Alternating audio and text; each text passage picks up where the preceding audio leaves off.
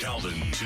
Mann, leading Emmy, served over 20,000 youth through speaking, coaching, and mentoring. He has inspired us for years. Welcome to Emmy TV Podcast with your host, Calvin T.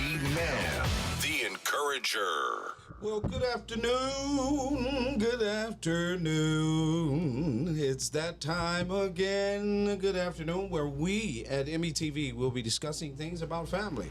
Right? In the building is the Queen. She's in the building, and so is Dr. L. Booger. And they're doing his thing. And today, as we discuss, right, we're asking anyone if you'd like to call in and say something good about your dad. You could call in right now. The call in is 248-854 9850 to talk about your dad. All right, we're looking forward to hearing from you, but we're going to have a discussion about how great fatherhood really is. And was just talking to my publisher about the book 15 things fathers should say, and we decided on a book cover change, and I ain't mad. Really? I'm not mad at all. Oh, that's good. You should be happy with your book cover. Yeah. Yep, I'm not mad at all. She wants to do a book cover change. We're going to change the cover of the book. So today, of course, is Heather's Day. So I'm going to politely turn the microphone. The reins. I like the reins. You're going to turn the reins over. I'm going to turn the reins over. Right. To the Queen. Good day, good people. It's always good to be here. Always special thanks to our engineer who makes sure everything goes with a smooth and easy flow, which is part of his personality anyway. But thank you, Calvin, for sharing the reins with me today. I am excited about this conversation just because my dad in my life has been one of my favorite people. And although he has made his transition as of last year, as I share with you, I am not separated from him. I still have conversations. I still feel his warmth. I still feel his care for me and our family. He's not separate from me, even though physically we're separate. Our spirits are still connected. So if you hear me talking like that, that's one of the reasons why, because I actually feel that way. But there are a couple things I want to make sure that we talk about today. The first one I want to talk about is how our fathers are models for our husbands. And I really would like the ladies to call in and kind of weigh in on that. The second thing is fathers as models for our sons. So the image that you hold for your father, how does that image translate to what you want your son to be? And then the difference between expectations and assumptions and our understanding of fatherhood, and men in our lives, and our sons included. And then finally, wrap this show up talking about a wish list. So sometimes people get stuck on what to give fathers for Father's Day, and for us this is Fatherhood Unity Month, so you should be giving love and appreciation and thank yous and compliments and gifts throughout the month of June, not just on a specific day. So we kind of want to make sure that it's a feeling that the men who are fathers, men who want to be fathers, and those men who are preparing to be fathers have the acknowledgement and support that they have to be the best fathers that they can be. So we're going to do that all the way through the month, and then we're going to come back again at the end of this month and have some more conversation and see if I can get some my goddess sisters to show up with me, and then we'll kind of wrap up the month that way. So as I started, I want to talk first about fathers as models for husbands. So I'm going to tell you a little bit about my dad and kind of why he was the model for the husbands that I had selected in my life, which I've had 3. So I got a lot of models out there. So some of the characteristics that my father had. He was the typical he was a typical man with the three P's. So that's protector, provider, and problem solver. That, you know, when you bring a problem to a man that's rooted and grounded, he's gonna want to help you find that solution. And so the same thing for a provider, wanting to make sure that you have the things that you need so that you can sustain, you know, where you are in your life, or you can sustain where you're trying to go in your life. And then that problem solver, provider, and what was the other P? Problem solver, provider, protector. Thank you. Yes. And so I'll tell you just a quick story about my dad in the role of the protector. I was 16.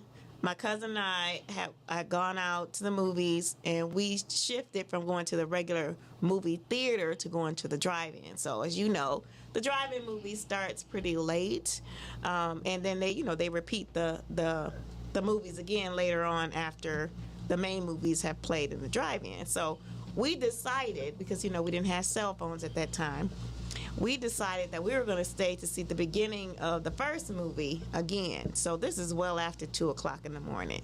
Now, I know my dad was not really going to go for that, but I was having so much fun at the time. I just figured, oh, well, I'll just take the punishment and, go about my business. Well, didn't quite end up that way. So we went with a close friend of the family. He's probably, and this is significant, my dad was probably about, 5'10", maybe? Yeah, he's about 5'10". So he's about 5'10", probably at the time, maybe around 265, something like that. So, he was a pretty stocky man and not really tall, but the guy we went out with, he was like 6'4" and probably closer to 300 pounds. He was a football player at the time we were in high school. So when we came back from the drive-in, so we probably got back. Now, we did some other stuff. So after the drive-in movie was out, we drove downtown. So, I already knew that I was going to be in trouble. So we went driving downtown. So we got back. It was probably 3:30 in the morning.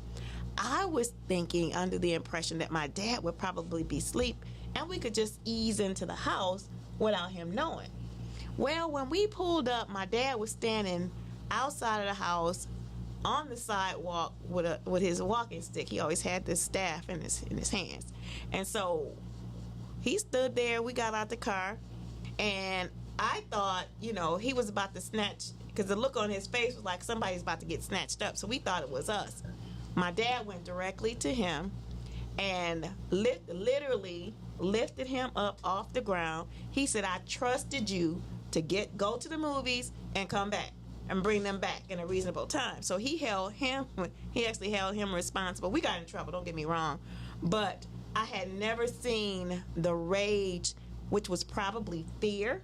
It looked like rage to me at that time. So he physically lifted him up off the ground on the side of his car and was talking to him, holding him up in the air. And so we're like, don't kill him, because that was the amount of rage that he had. And I think he was doing a couple things at one time. One, he was making a correction. So of course, that never happened again. And once the story got out, we never had those kind of dates or, people who were in our life that really kept us out like that, because pretty much the story got out in our neighborhood and everybody knew better. Like, if you with them, you say you come back at 11, you better be back by 11, and that was it. So nobody wanted to have that happen. So we pretty much had easy course after that. But the young man that was our close family friend then became a father with daughters. And as much as he's actually a police officer now too, but much the same way he has that kind of protective nature over his daughter and his sister. We saw that happen because, of course, we've seen him all of his life. So really important piece that was learned behavior from that point forward. But for us, for me in particular, I can't speak so much for my cousin, but for me, it did instill a sense of a fear, for one, about breaking rules and not respecting, because it was actually a disrespect to him, because I knew it was consequences for me, but I didn't think about how my dad would feel. not knowing where I was, not being able to have me to call and say that I'm going to be late or any of those things. But I didn't recognize that. Now I do as a parent, that was fear. It wasn't just anger. It was fear. You didn't know where we were. You didn't know how to get in touch with us. You didn't know what may have happened to any of us. And so living all of those hours beyond the time that we said we were going to be back, which was supposed to be around 11 o'clock, it's a big difference. It's a big step between 11 p.m. and 3 a.m. and somebody coming home at that time. So so respect comes into play, right? Yeah, absolutely. Right? That's big to a man. So respect comes into play. If I trust you with my daughter, right, I'm expecting a certain amount of respect in return. And so when you all manipulated him into going beyond, because that's what y'all did. That's what we did. I'm not covering up. So y'all manipulated him to go behind the time. You put him in jeopardy. And today they don't grab and pick up and pull you aside the car. Right. We're doing things just absolutely on a whole nother spectrum because we don't even trust ourselves. So as a man, my daughter is out. I'm overly concerned because I know if you would have got like I was, because that's a big question to a lot of men. Now that I have daughters, what kind of guy is my daughter going to meet? Right. And if she meets the kind of guy that I was, right, and I was a respectful guy, but I was also Mr. Bloomer Pudding, right? I'm coming for it. You know what I mean? That's just what I was taught, by all my brothers, right? So about you saying about that mirroring is very, very important. I think he learned the lesson and it taught him. If we could just get back to teaching, that right there was a learned behavior, taught, protection, care, respect. I mean, that's a great story. Yeah. With an awesome ending about your dad's legacy. Yes, absolutely. And there were other ways that he protected. One of my favorite, this was when I really saw my dad as a hero. And so this might be, it may be different for somebody else's perspective, but at the time, my brother and I had a paper route. So I was, I think I was like 10, maybe my brother was about 12. And we were delivering paper routes. It was the middle of a snowstorm. So in the midst of us delivering papers, the snowstorm hit. And at the same time was a pack of wild dogs that came out of nowhere. And they're like, we had a wagon, we're pulling the wagon, and the dogs start barking and start attacking. And so my brother was trying to fight them off. And he was trying to fight him off and keep him off of me. So he put me in the wagon. So my brother's trying to fight the dogs off. He's swinging at them. And next thing I know, my dad shows up. He was walking too. My dad shows up. He put my brother in the wagon with me. He pull us off. He fight the dogs off and pull us home like that. It was just, I mean, as a kid, you thinking, I'm thinking. Right. Ben says many families from this generation had to learn to undo what our fathers taught us. It seems that our fathers thought being irresponsible is cool, being disrespectful and dishonest as well. Mm. I know several fathers my age who go all in for the chicken. Yeah, you gotta, and Ben, you're absolutely right? You gotta understand. We gotta understand this protection is providing, right? You gotta provide is the only thing you hear today. You gotta provide. You hear me, Bug? You gotta provide, and the only thing they expect you to provide is money. Give me the check and get the hell out the way, right? That's it. That's not what provision is. No, we know that, right? Mm-hmm. But I'm saying this is, and that's where they try to embarrass fathers the whole time. But just like he just said, and the same thing you just said, right? We found it, like I saw a conversation, and then you can get back to what you're saying, but I saw a conversation where they were talking about this Nick Cannon thing, right? Nick Cannon got all these babies by the different baby mamas, and, everybody. So the justification is that he's rich, right? He got money, so he can afford, right? But no one, until I ended up saying, so he don't have that much time. Some of them kids they're not gonna get the same time, which means we made it cool. And I listen, I will fight you for 2 minutes. to be with my kids. I tell her all the time, Book. I tell her all the time. Her son is very, very fortunate that he gets to spend time with his dad. You know what I mean? Regardless of whatever it is, he gets to spend time with his dad. So whatever relationship he builds with his dad, it's between him and his dad, right? But he's getting that time. Whereas, you know, some of us, you know, we got to thump for that time. We got to thump every inch, second for that time, right? And that, it just amazes me when you hear stories like that. So I got a great one to add to that story, since we talk about dads, and then you get to take it over. When it was time for me to play football, and this is huge to me, we decided to play football. And, you know, everybody out there on the football field, they had cleats, you know, helmet. My boy Big Will had the 1942 leather helmet, right? Which, that's a whole nother story. They had, Mr. Primo gave us the worst equipment, you know, because we're in the 7th grade. It's not like y'all don't get that much time, right? But we out there. But my dad knew Bubba Baker was I was a fan of Al Bubba Baker. Now, this is the first chance I get to play football. Other than that, I was a street football player. Right. That's it. I'm on the streets, right? And what do you need? The only thing I can think of is I need a forearm pad, because my forearm was getting tore up by hitting because I like to use my forearms in football. So, you know, I end up being good at using my forearm, so I better get these forearm pads on my forearm. And my dad bought the forearm pad that literally, when you strap it in, it hung off my elbow like that. So the pad was that long. So at the end of my forearm pad is the number 60. So I wore the number 60 jersey, Al Bubba Baker, right? Because they used to call me, Mr. Primo and them gave me the nickname Bubba. Well, eventually, when I hit high school, I turned it to Bubs, and then even Bubbalicious at certain times. But the process was, I got that forearm pad. I carried them forearm pads with me all the way through high school. Wow. So that's how much things from dads really mean. Right. And we're taking that away consistently. And it's not just a one-sided story. A lot of men just drop the ball. All they concerned about is money. And a lot of women, they just drop the ball with our kids.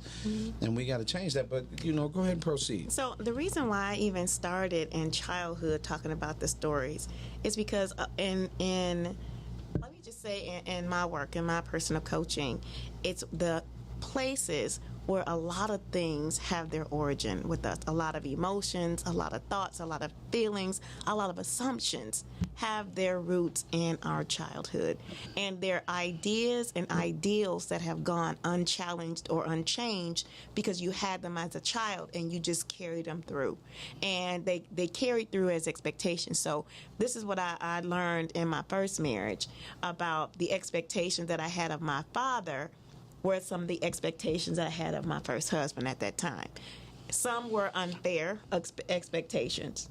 Some of them were assumptions. There were things that I didn't know that I assumed were so, because it always, in my head or my eyes or what I had seen, it was always that way. So I assumed it was supposed to be that way with him as well. And so if we don't make sure of the ideals and the practices that we have, that the real origin of them is something rooted in some really strong values and not just assumptions from a child's mind. It's really easy to have assumptions as a child. You can have assumptions about you could have had negative experiences with men, even your father or men just in general in your life, and put that assumptions that all men are like this. And then you live your life thinking that all men are like this. No matter if they show you anything different, your assumption is that they're going to be this particular way, and then you have the expectation of them being that way, and then you act as if they are the assumption that you made about them.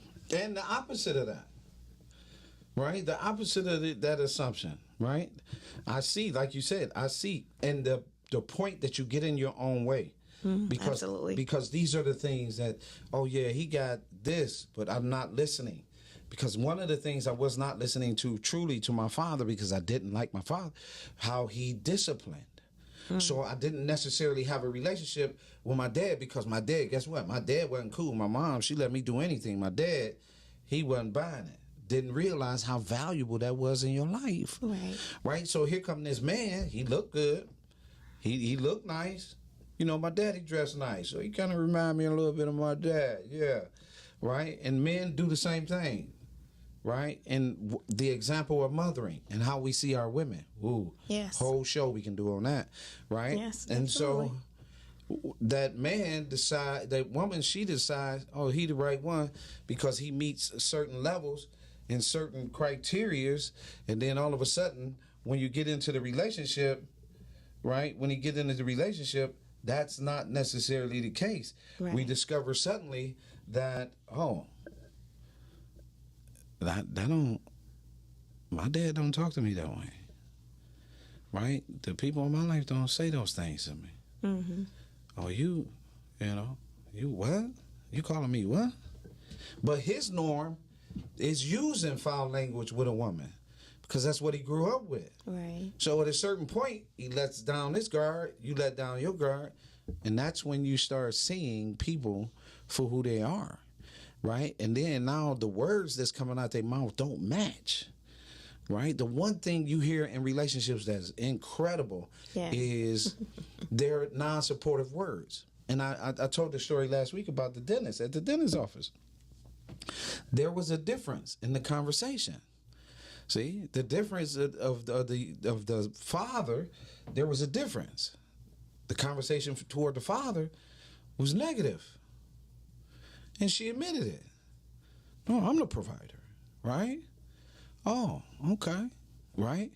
But then when you enlighten people, people have to be enlightened to how important men really are, because societal-wise, from the books to the movies to everything else, these are the types of men. And here go this guy over here, got everything, and you never even looked at him. He's got everything. And he's going to be a disciplinarian to his children. He's going to help educate his children. He cooks. He's got everything. You look over there at him, and you're like, oh, man, look at his shoes. Oh, he dressed like old MacDonald had a farm, right? You go to snapping about him. Oh, what you talking about? He too soft. I can't, right? I'll run over him. You see what I'm saying? I'll never forget that conversation when the conversation was, what would you do if you had a really good man? Oh, he can't be too good because I'll run over him. Huh? Think you don't know what a good man is. Right? And vice versa. Right? The one young lady I had a conversation with, dude was abusive to her because she was nice. Just because she was nice. He couldn't believe this is the type of person she was. And so he was abusive to her because she was nice. It's incredible. Yeah, and again, so if, when we are looking for, when we're looking at our fathers for models, that means we're looking for the things that they were that could be multiplied in a husband, or the things that they weren't or fell short on that we want and need. So we have to be able to manage the change. We have to be able to share the expectations. We have to be able to have the conversations. So getting to know somebody up front so you understand what's at their core values. Because some people can be set in their ways and they don't want to change. So if what you need is, needs to be shaped and formed, one, you have to be willing to do it for yourself. You have to be willing. If you want somebody giving, then you need to be giving. If you want somebody who has joy, then you have to have joy. So don't have the expectation of somebody that you're not willing to have for yourself. Right. So so just when we're looking at fathers and models for fathers, and then now fathers as models for our sons. Now when we look at our fathers, there is a progression Boys become men, become husbands, become fathers. There is an order. There is an essential order, just like girls become women, become wives, become mothers. There is an essential order, and that order is for a reason. However, wherever you start in that process, recognize that there is a role that is being performed. It's a title that you're given first, and there is a role that you start to grow into. That's really important when we start talking about looking at what we want from someone. When we say that we want a certain type of husband, or we want a certain type of wife, or we want our child to have a certain type of father, we have to recognize that you grow into roles. You're not born into a role. And I think that's an unfair expectation that we have of one another. Because you're a mother, you assume that you have all the skills and all the requirements and all the needs that a good seasoned mother would have. But that's not necessarily the case. You grow into that title that you have just by giving birth to someone, just like for a father. You have this child now, and it gives you the title of father, but the role is what you learn, and you grow into that role. It's not something that you automatically have. It's through experience, it's through education, it's through modeling, it's through examples. And if you're not looking outside of yourself for those and looking at more than one, don't get caught up with just looking at one role, maybe the one that you witnessed growing up, like I talk about my father. But there were also other men in my life. My godfather, I had uncles, I had neighbors, I had teachers. So that father role expanded to more than just my dad. It expanded to those other roles of what I saw other men that I could identify with. You know, the good things that I wanted to have in my life. And now, as a mom, the things I want to have in my son's life. So if you're like me, you have a blended family, you have, and you have your child has a different father from who you're married to. That's a different type of story. Again, the story is you get the title once the child is born of a mother and father. But what they become is based on their education, what they decide to learn, what they decide to absorb, what value they share, what experience they had in the past. So we have to have those conversations. So the first part of that is to be mindful that when you decide to date or come together with someone, that should be one of the questions that you have. Because some things, you have some control over and some choice in, and some things, God was using you as the vessel, the two of you as the vessel to bring that life into the world. But now that life is into the world and you're now entrusted, you're entrusted as a steward over that life. It's not your possession. It's what you're stewarded to become. And again, you become. You don't know everything when a child is born. Some of it you can learn. Some of it is your model. But some of it is the expansion and the exposure that you have to others. Huge thing. So as we look at what we want in our sons, right? We want them to have the 3 Ps. Definitely, right? That makes sense. We want them to be problem solvers. We want them to be providers. I mean, not just for yourself and not just financially, but provide support, provide encouragement, provide a safe space. And the third one is being a protector. We want you to be able to protect, and that's making good choices, right? Protection is about making good choices about the environment that you're in, what you allow in that environment. That's part of being a protector as well. Those things are important. So those are at least 3 things that I know I want for my son. Well, those are 3 pretty good I have some other things too. But values. I'm sure those are important values, right? Right. And it's work when you come to a blended family because you got 2 different traditions. You got those things, and you need to understand. And there's your word is consensus, and my word is compromise, right? Right. I think compromise. You say consensus, right? Right. But in that process, it's for the family, right? What is the one thing, this system, what was the one thing they wanted to do? Destroy family. divide. completely. Divorce, divide. Right? And once they were able to do that, guess what else they're able to do? Now that there's really no family, no consciousness, no work within the family, the sense of family, that whole piece, now guess what I have access to? Right? And so as we ask people to call in to say something valuable about their fathers, that's it in a nutshell. You know, I'm sitting at an event, speaking of events, this Saturday, June 18th, father-son breakfast. All fathers are welcome. It's a fundraiser at the Fellowship Chapel. Yeah, Fellowship Chapel, right? And On Outer Drive. yes, on Outer Drive. Thank you. Right, and it's on Outer Drive. It's Saturday from 10 to 1. Right, and then after that, we partner with Detroit Ice, and so we're doing a fatherhood picnic, spades, dominoes, the contest. You can win a barbecue pit. We're gonna laugh. We're gonna crack some jokes, but more importantly, we're giving out free Good Fathers Only memberships. We're getting more fathers to get involved with the mentoring process as well, and that's this Saturday, June 18th. So we banging all day. At Crowell. Right? At Crowell. That one is at Crowell. But when you're talking about the whole family process, we're not saying we're returning to the old patriarch way. It's not what we're saying, right? Because as I said on many occasions, women have dreams. Men have to learn to make the adjustment to a woman having her dream.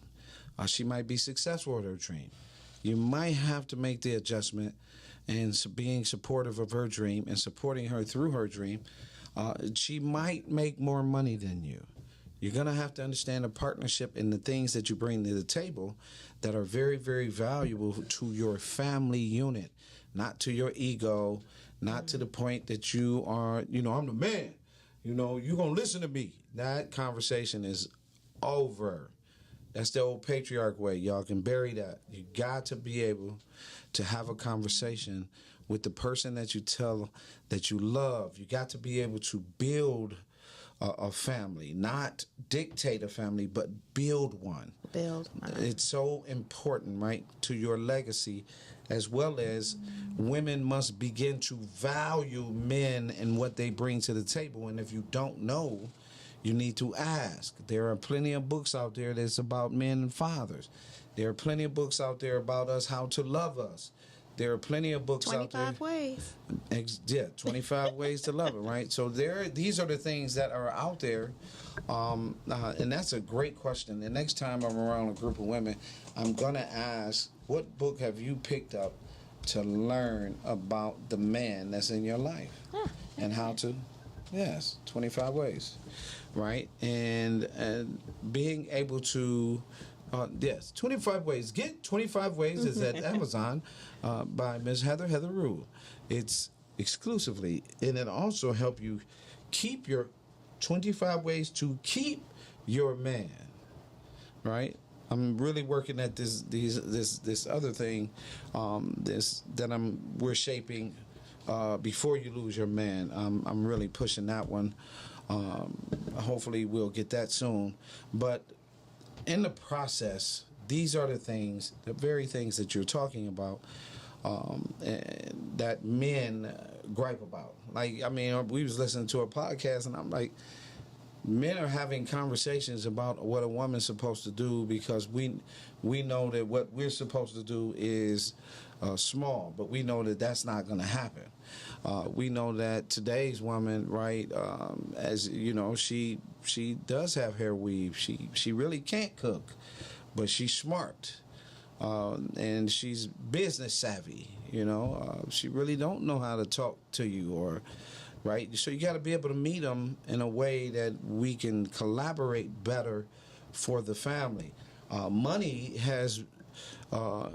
My man said in the 80s, he said, money is the key to end all your woes. But now we got money.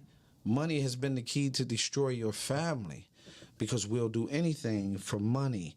And money has become so many people's God that the family is also being lost simply because of money. We can always make money. It ain't like you not gonna make no money tomorrow. We can always make money. They're not about to stop capitalism yesterday. So you can always make money, right? But you can't always save your family. Miss Heather?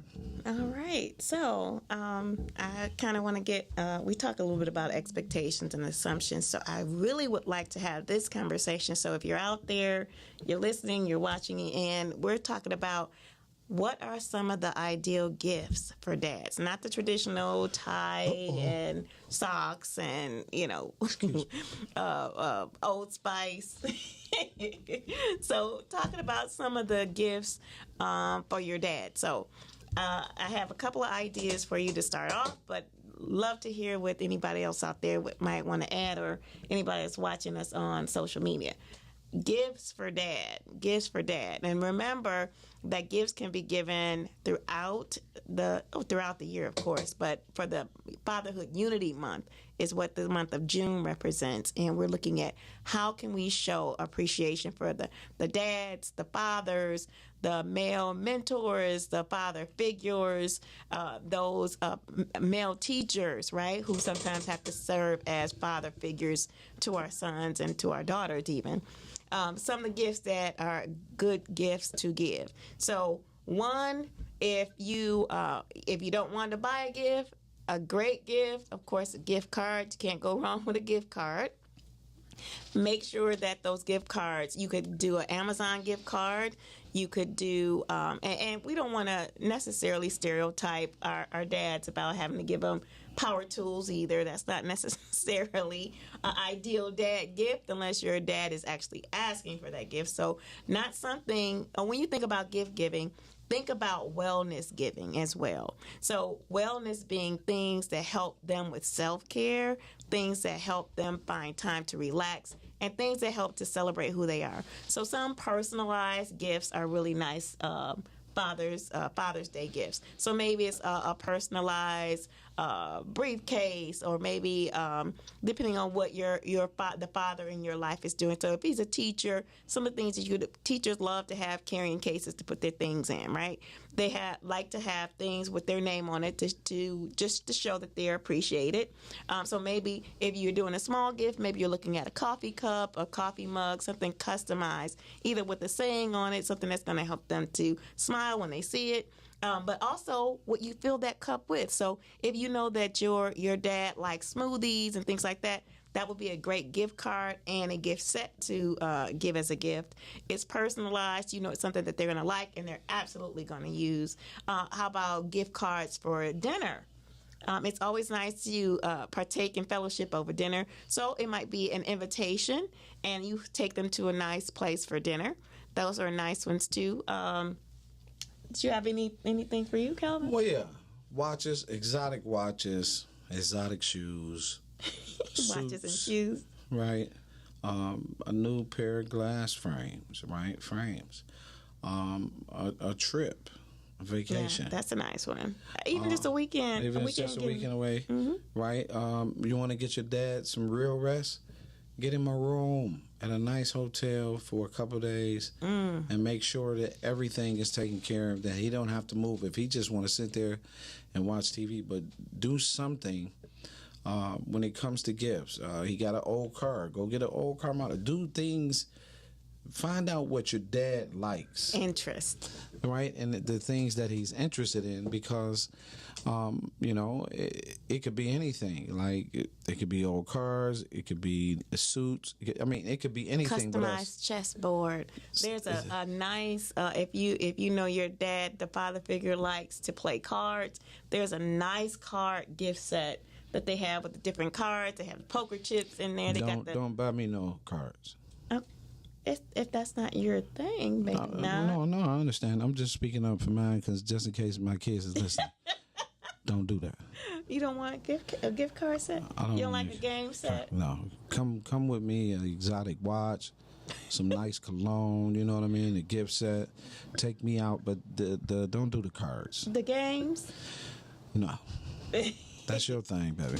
It is fine, but Right. nobody seems to listen to me about my games. Right. What about you, Elbow? What would you say for your fatherhood gift? What's some things you might like? I'm not really a gift person, so just give me a gift card.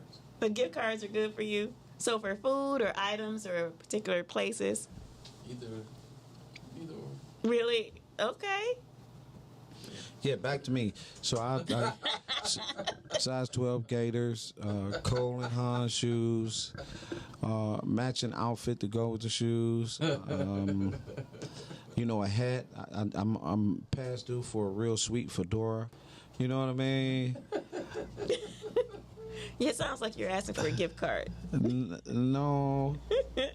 I mean, a gift card, sure, that's inclusive of the shoes and the jacket and the, you know, the nice little suit tie hookup, you know, a two-piece boy, something real nice. I mean, you know, I'm open to receive gifts. Yeah, You know yeah. what I'm saying? It's not my first thing. So if somebody asks me, I'm going to be like, Right. I don't know, just I don't pick know. something. I'll give you my sizes and then But, you can go you from know, give me So you that. would be okay with somebody choosing clothes for you? there. Yeah. Really? Yeah. Make sure the receipt and some money is in the pocket. So what You do know, you think about cash as a gift? I'm just What- gonna be what- like, keep the receipt, you know, just in case it don't fit right. Or What Vic always say, don't cheat me to beat me. So is cash a good gift for fathers? yeah, Oh, for sure. that's always a good gift. Is it Yeah. really? Money. Money, money, money, money. Because fathers is always giving out money. Yeah, so the receipts, we might pee on ourselves or something. Like, I can't believe my child gave me some money. Yeah, Really? Okay. yeah. They don't, no. I told you that, how you looked out for me on my 50th birthday. People don't really look out for us like that. They don't. That's why I've been yelling and screaming about fatherhood value. Y'all got to see how cold we really are. They don't really know how cold fathers really are. They sit back and the movies help them because the movies don't say nothing good about you. So, you know, and then, like, it is absolutely amazing to watch this dynamic play out on social media. As soon as you say something good about a good man or a good father or something like that, you get all the negative narrative about how my dad wasn't this and men don't do that and men and black men is this and so on and so on. So, I mean, you get a whole plethora, you know, of information about how we ain't dookie. But in the process, they don't, what do you know that's good about a man? They don't have no idea. That's why I want to ask that question. What book? Because men to pick up a book on how to satisfy a woman. I did that when I was in high school. Cosmo. Cosmopolitan magazine, right on the cover, be like, here's how you satisfy your woman. I'm reading that. You see what I'm saying? Men will pick up information on how to please their women. They can pick up information on how to help their women. And we're open to that. I don't see it the other way. Oh no, absolutely. Women, our whole industry is built around women and relationships and how to do self-care so that your relationship can be healthy as well as you. They dropped the ball on them Cosmos. I know more men read Cosmopolitan than women. They ain't paying that attention. They probably look at that magazine going, oh, I've been doing that. What you talking about? Oh, how to have 9 orgasms? Yeah, I had 15 the other day. You know what I mean? It's just crazy how when it comes to pleasing men, we don't. Well, I would say that yes, there are those of us who need additional experience and exposure. Like the twerk And- class? Oh, stop it! You saw that Stop it. twerk class video? Oh, yo, you got to see this. A whole class of women twerking on their knees. The whole class. There's about 50 women in there twerking. It is incredible. If we put the same amount of passion and emotion into just the sexual aspect of a relationship as we do, or as we should, the meaningful, value-based assets in a relationship, I think we would be so much further than we are. And we will. I believe that, this is a change. This season that we're in is a change in season. And so the values that we want to see, we're starting to understand that those are also the values that we have to embrace for ourselves. So what you want for someone else, you also have to have that same value for yourself.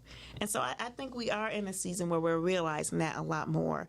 And that, bringing your relationships into balance. I think we're recognizing that a lot more.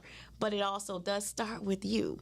You have to love and value yourself, not at the expense of someone else, but love and value yourself so you can be the best you, and that person standing next to you can have the opportunity to benefit from your best, but also become their best. So not to tear other people down, but to uplift people, especially in the areas where we need to grow. We have to do more of that to have healthier relationships, for sure. Yeah. And also to, that part of that value is how we appreciate the men in our lives. How do we appreciate our sons, our husbands, our men, our coworkers, all of those men in every aspect of your life? What do you give as opposed to what are you expecting to get? If we start from that, if each one of us started from what you could give to help encourage and nurture that relationship, however it's coming to you, if we do that, and then in return, this is how we help each other to build and grow. You can't expect somebody else to be their best and you're not at yours. Well, yeah. No, I like that, right? But remember, I always tell you this, and it's incredible. A boy is born. He falls out the womb. Mom says, right, falls, crawls, jump, leaps, cut, however you want to look at it. A boy is born. He grows up. He hears all of the stuff about what you can do. I'm proud of you. You're awesome. You can do this. You get all of that, right? And then when he's 18, he now has to go out and find the woman that can be encouraging, that can be caring, that can be supportive.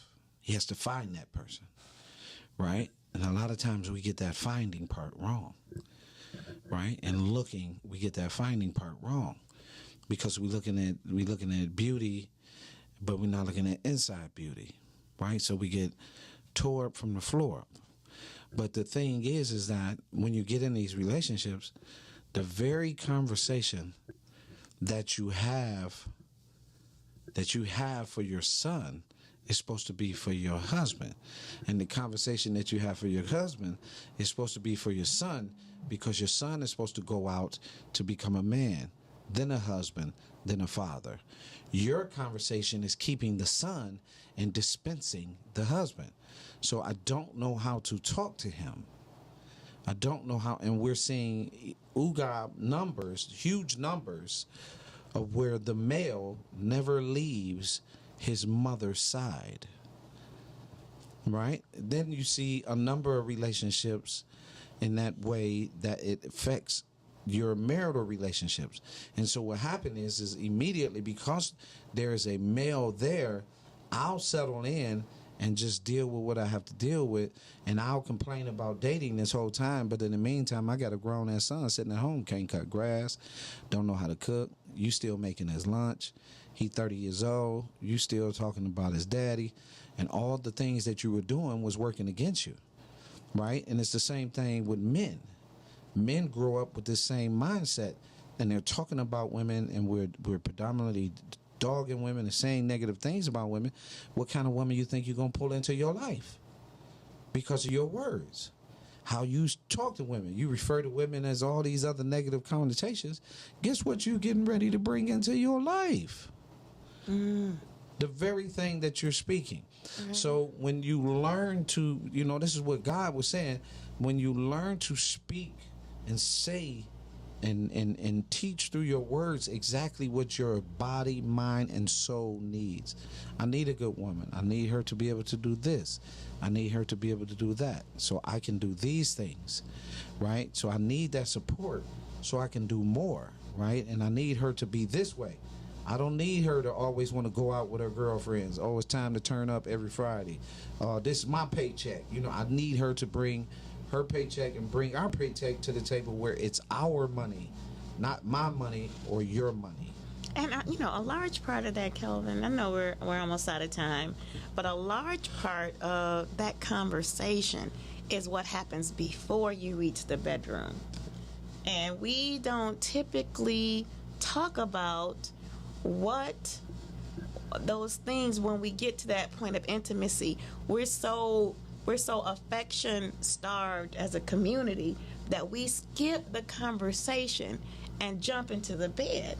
Oh yeah. And when we miss those conversations, you don't even know who you jumped into the bed with. Because that's all they talking about. Well, I mean that's part of the draw. Man. But it's also that is our lower nature.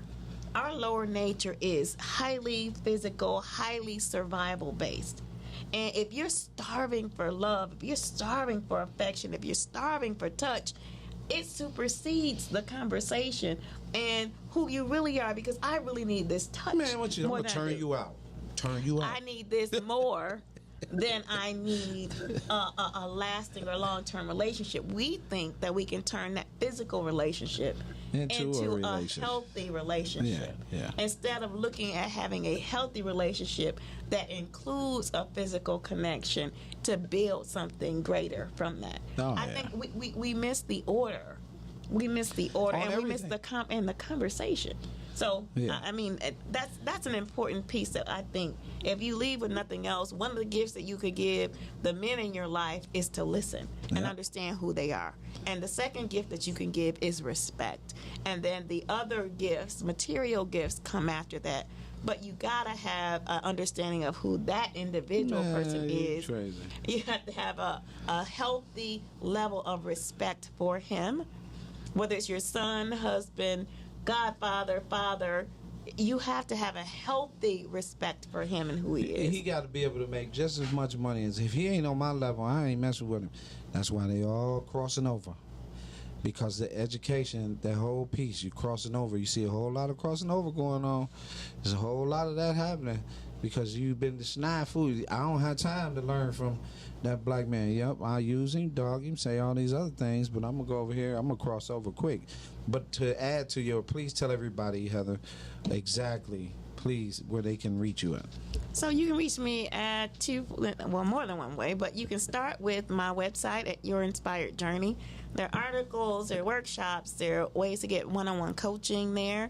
There are blog talk radio shows. There's lots of information and tools that you can use. So that's one. And the second one, you can always give me a call at 313-759-7855. Again, that's 313-759-7855. That's my business line. You can reach me there. Awesome. Of course, you can reach me at EMIY.com. We come today, I remember having this conversation earlier today about what we do with our podcast. You know, it was asked, Carol, what you do with your... I said, everything we do on our podcast is about the restoration of family. We talk about mental health. We talk about physical health. We talk about dads, moms. Of course, I'm going to talk about boys and fathers because that's who I am. And mainly that's where the work needs to be. But I'll say this, you know, we put out this show. We ask people to be committed, to call in and say something good about their dads. Every Father's Day has come up since, you know, we've been championing fathers louder and louder and louder. It's getting bigger and bigger, and we'll be impacting this Saturday. But I want to say this to you, and I think you really, really need to take this to heart. A lot of people don't really love their dads. They tolerate them. Show your dad that you love him. Get to know him. Listen to him. Show your grandfather. Same thing. Go talk to your granddad. Get the wisdom out of your dads and your grandfathers and your uncles. And to all of you out there who are abusive to women, stop it.